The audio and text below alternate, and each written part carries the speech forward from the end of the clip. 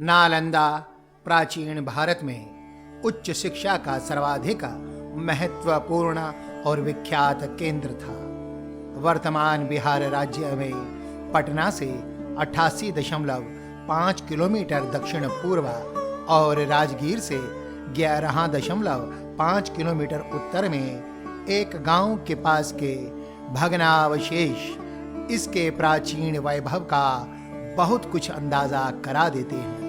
अनेक पुराभिलेखों और 7वीं शताब्दी में भारत के इतिहास को पढ़ने आया चीनी यात्री ह्वेनसांग तथा इत्सिंग के यात्रा विवरणों से इस विश्वविद्यालय के बारे में विस्तृत जानकारी प्राप्त होती है।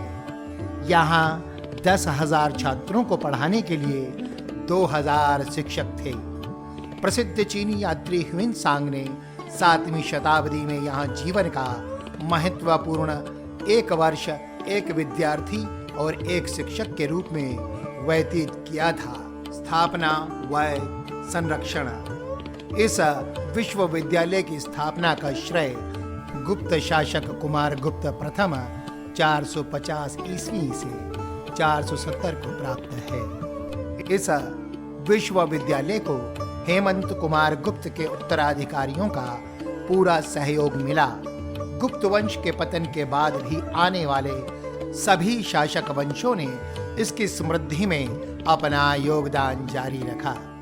इसे महान सम्राट हर्षवर्धन और पाल शासकों का भी संरक्षण मिला। स्थानीय शासकों तथा भारत के विभिन्न क्षेत्रों के साथ ही इसे अनेक विदेशी शासकों से भी अनुदान मिला। स्वरूप। यह विश्व का प्रथम पूर्णतः आवासीय विश्वविद्यालय था। विकसित स्थिति में इसमें विद्यार्थियों की संख्या करीब 10,000 एवं अध्यापकों की संख्या 2,000 थी।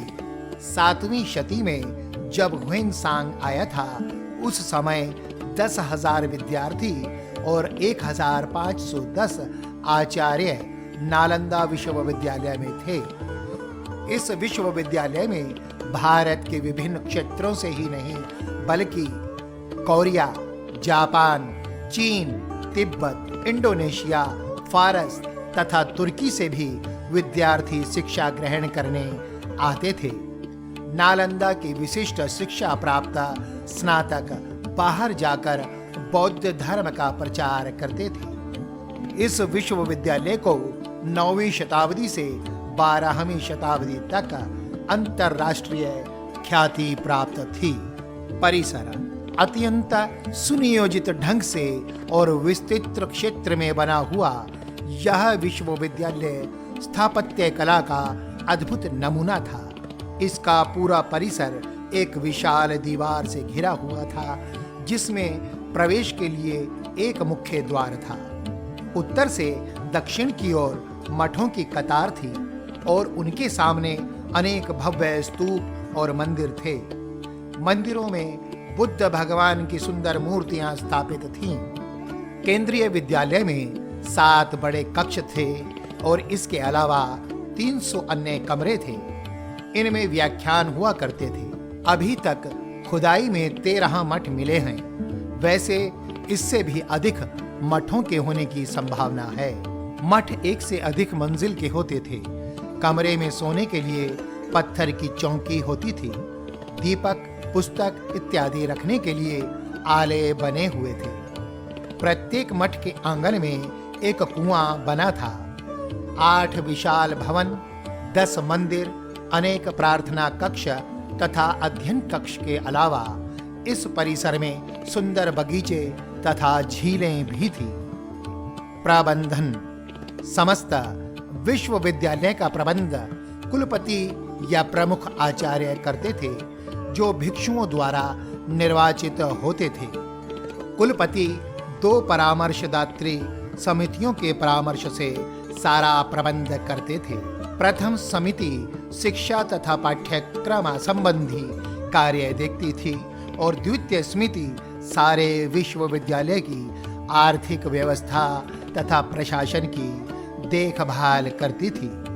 विश्वविद्यालय को दान में मिले 200 गांवों से प्राप्त उपज और आय की देखरेख यही समिति करती थी। इसी से सहस्त्रों विद्यार्थियों के भोजन, कपड़े तथा आवास का प्रबंध होता था। आचार्य। इस विश्वविद्यालय में 3 श्रेणियों के आचार्य थे, जो अपनी योग्यता अनुसार प्रथम, द्वितीय और तृतीय श्रेणी में आते थे। नालंदा के प्रसिद्ध आचार्यों में शीलभद्र, धर्मपाल, चंद्रपाल, गुणमती और स्थिरमती प्रमुख थे।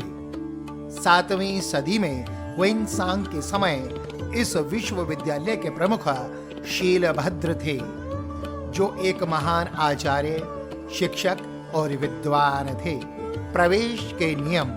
प्रवेश परीक्षा अत्यंत कठिन होती थी और उसके कारण प्रतिभाशाली विद्यार्थी ही प्रवेश पा सकते थे। उन्हें 3 कठिन परीक्षा स्तरों को उत्तीर्ण करना होता था। यह विश्व का प्रथम ऐसा दृष्टांत है। शुद्ध आचरण और संघ के नियमों का पालन करना अत्यंत आवश्यक था। अध्ययन अध्यापन पद्धति। इस विश्वविद्यालय में आचार्य छात्रों को मौखिक व्याख्यान द्वारा शिक्षा देते थे। इसके अतिरिक्त पुस्तकों की व्याख्या भी होती थी। शास्त्रार्थ होता रहता था। दिन के हर पहर में अध्ययन तथा शंका समाधान चलता रहता था। अध्ययन क्षेत्र। यहाँ महायान के प्रवर्तक नागार्जुन, वसुबंधु, असंग तथा धर्मकीर्ति की रचनाओं का सविस्तार अध्ययन होता था। वेद, वेदांत और सांख्य भी पढ़ाए जाते थे। व्याकरण, दर्शन, शल्य विद्या, ज्योतिष, योग शास्त्र तथा चिकित्सा शास्त्र भी पाठ्यक्रम के अंतर्गत थे। नालंदा की खुदाई में मिली अनेक कांसे की मूर्तियों के आधार पर कुछ विद्वानों का मत है कि कदाचित धातु की मूर्तियां बनाने के विज्ञान का भी अध्ययन होता था। यहाँ खगोल शास्त्र अध्ययन के लिए एक विशेष विभाग था। पुस्तकालय। नालंदा में सहस्त्रों विद्यार्थियों और आचार्यों के अध्ययन के लिए 9 तल का एक विराट पुस्तकालय था, जिसमें 3 लाख से अधिक पुस्तकों का अनुपम संग्रह था। इस पुस्तकालय में सभी विषयों से संबंधित पुस्तकें थीं। यह रत्नरंजक, रत्नोदधि, रत्न सागर नामक 3 विशाल भवनों में स्थित था। रत्नोदधि पुस्तकालय में अनेक अप्राप्य हस्तलिखित पुस्तकें संग्रहित थीं। इनमें से अनेक पुस्तकों की प्रतिलिपियां चीनी यात्री अपने साथ ले गए। छात्रावास। यहाँ छात्रों के रहने के लिए 300 कक्ष बने थे, जिनमें अकेले या एक से अधिक छात्रों के रहने की व्यवस्था थी। 1 या 2 भिक्षु छात्र एक कमरे में रहते थे। कमरे छात्रों को प्रत्येक वर्ष उनकी अग्रिमता के आधार पर दिए जाते थे। इसका प्रबंधन स्वयं छात्रों द्वारा छात्र संघ के माध्यम से किया जाता था। छात्र संघ। यहाँ छात्रों का अपना संघ था। वे स्वयं इसकी व्यवस्था तथा चुनाव करते थे। यह संघ छात्र संबंधित विभिन्न मामलों जैसे छात्रावासों का प्रबंध आदि करता था। आर्थिक आधार। छात्रों को किसी प्रकार की आर्थिक चिंता न थी। उनके लिए शिक्षा, भोजन, वस्त्र, औषधि और उपचार सभी निःशुल्क थे। राज्य की ओर से विश्वविद्यालय को 200 गांव दान में मिले थे, जिनसे प्राप्त आय और अनाज से उसका खर्च चलता था। अवसान। 13वीं सदी तक इस विश्वविद्यालय का पूर्णतः अवसान हो गया। मुस्लिम इतिहासकार मिन्हाज और तिब्बती इतिहासकार तारानाथ के वृतांतों से पता चलता है कि इस विश्वविद्यालय को तुर्कों के आक्रमणों से बड़ी क्षति पहुंची। तारानाथ के अनुसार तीर्थंकरों और भिक्षुओं के आपसी झगड़ों से भी इस विश्वविद्यालय की गरिमा को भारी नुकसान पहुंचा। इस पर पहला आघात हुण शासक मिहिर कुल द्वारा किया गया। 1199 में तुर्क आक्रमणकारी बख्तियार खिलजी ने इसे जलाकर पूर्णतः नष्ट कर दिया। ऐतिहासिक उल्लेख: प्रसिद्ध चीनी विद्वान यात्री ह्वेनत्सांग और इत्सिंग ने कई वर्षों तक यहाँ सांस्कृतिक व दर्शन की शिक्षा ग्रहण की। इन्होंने अपने यात्रा वृतांत व संस्मरणों में नालंदा के विषय में काफी कुछ लिखा है। ह्वेनत्सांग ने लिखा है कि सहस्त्रों छात्र नालंदा में अध्ययन करते थे और इसी कारण नालंदा प्रख्यात हो गया था। दिन भर अध्ययन में बीत जाता था। विदेशी छात्र भी अपनी शंकाओं का समाधान करते थे। इत्सिंग ने लिखा है कि विश्वविद्यालय के विख्यात विद्वानों के नाम विश्वविद्यालय के मुख्य द्वार पर श्वेत अक्षरों में लिखे जाते थे। प्राचीन अवशेषों का परिसर: इस विश्वविद्यालय के अवशेष 14 हेक्टेयर क्षेत्र में मिले हैं। खुदाई में मिली सभी इमारतों का निर्माण लाल पत्थर से किया गया था। यह परिसर दक्षिण से उत्तर की ओर बना हुआ है। मठ या विहार इस परिसर के पूर्व दिशा में व चैत्य अर्थात मंदिर पश्चिम दिशा में बने थे। इस परिसर की सबसे मुख्य इमारत विहार एक थी। आज भी यहाँ 2 मंजिला इमारत शेष है। यह इमारत परिसर के मुख्य आंगन के समीप बनी हुई है। संभवतः यहाँ ही शिक्षक अपने छात्रों को संबोधित किया करते थे। इस विहार में एक छोटा सा प्रार्थनालय भी अभी सुरक्षित अवस्था में बचा हुआ है। इस प्रार्थनालय में भगवान बुद्ध की भग्न प्रतिमा बनी है। यहाँ स्थित मंदिर नंबर 3 इस परिसर का सबसे बड़ा मंदिर है। इस मंदिर से समूचे क्षेत्र का विहंगम दृश्य देखा जा सकता है। यह मंदिर कई छोटे बड़े स्तूपों से घिरा हुआ है। इन सभी स्तूपों में भगवान बुद्ध की विभिन्न मुद्राओं में मूर्तियां बनी हुई हैं। अन्य स्थल: नालंदा पुरातात्विक संग्रहालय। विश्वविद्यालय परिसर के विपरीत दिशा में एक छोटा सा पुरातात्विक संग्रहालय बना हुआ है। इस संग्रहालय में खुदाई से प्राप्त अवशेषों को रखा गया है।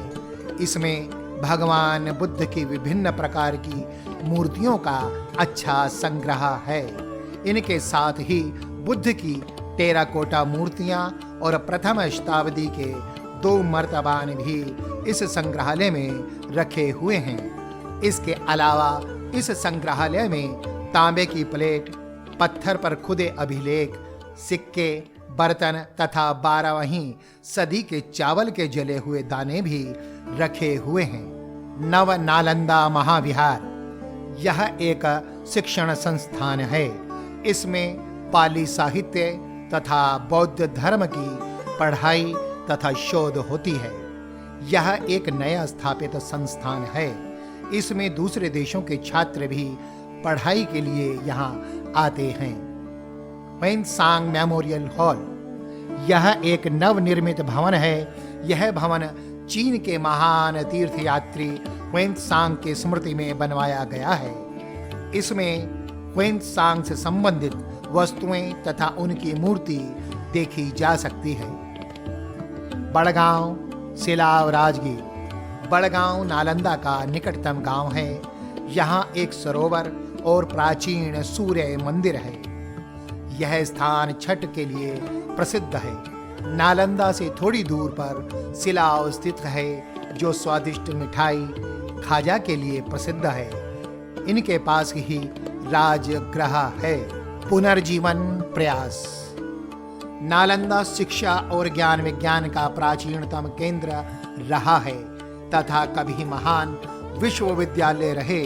इस विख्यात नालंदा के पुरावशेषों को यूनेस्को विश्व धरोहर बनाया जा सकता है। इस संबंध में भारतीय पुरातत्व सर्वेक्षण ने यूनेस्को को अपनी सिफारिश भेज दी है। भारतीय पुरातत्व सर्वेक्षण ने नालंदा पुरावशेष प्राचीन स्मारक एवं पुरातात्विक स्थल और पुरावशेष अधिनियम 1958 के तहत संरक्षित स्थल घोषित किया है। इस स्थान की मूल सामग्रियों से ही इसकी मरम्मत कराई गई है। यह पूरा प्रयास किया गया है कि मूल रूप ना बदले। आज के लिए बस इतना ही। मैं आपका मित्र शर्दुल बाबा आशा करता हूँ आपको आज का एपिसोड पसंद आया होगा। जल्दी ही फिर मिलेंगे नई जानकारी और नए एपिसोड के साथ। चैनल को सब्सक्राइब, लाइक और कमेंट करना न भूलें।